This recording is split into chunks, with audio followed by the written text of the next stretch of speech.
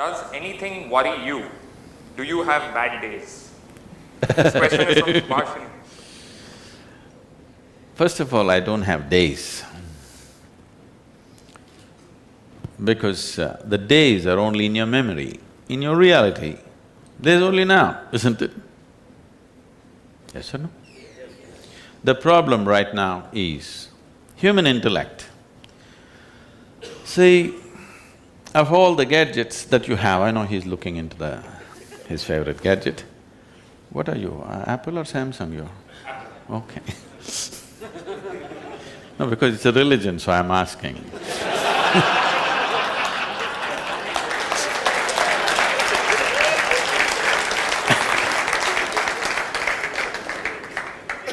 It's almost like asking, are you Hindu, Muslim, Christian, what are you? Are you Apple, Samsung or BlackBerry? We're almost getting there, isn't it? So, human intellect, of all the gadgets that you have, even including the Apple,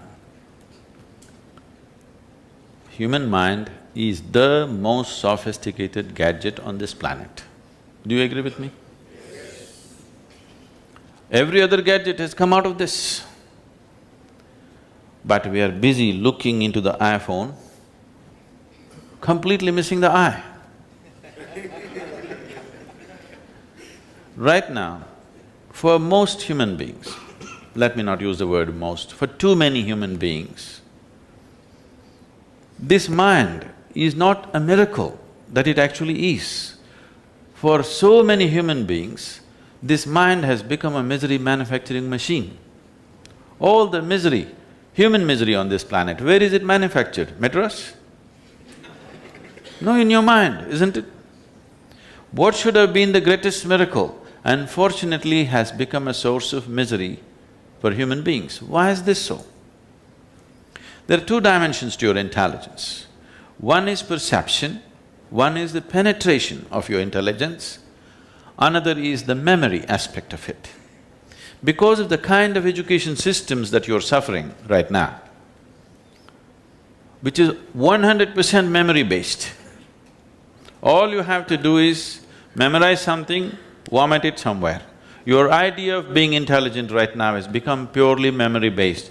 Today evening at the tea party, you don't have to know anything. You just have to surf the internet, pick up some facts about that 64, T64 galaxy that nobody knows about.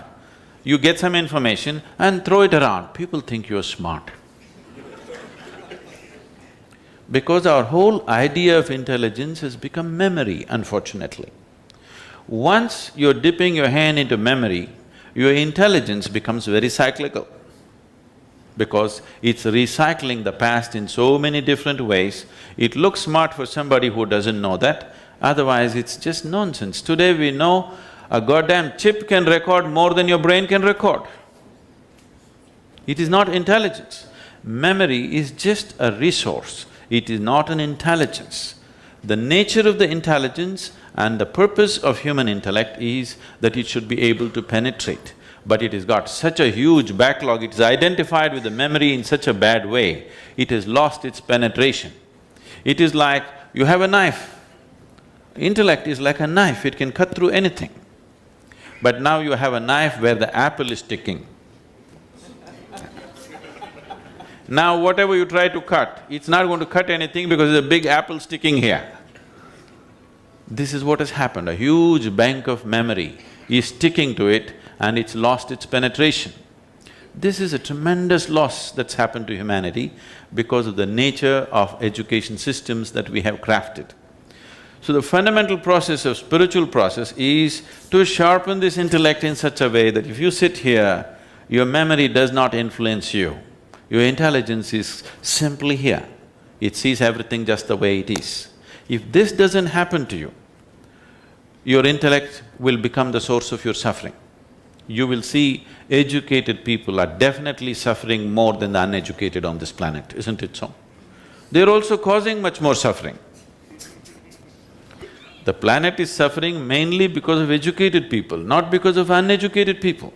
Yes or no? The very life of the planet is being threatened by the educated, not by the uneducated, because it is a completely memory-based education. It is not intelligence-based education.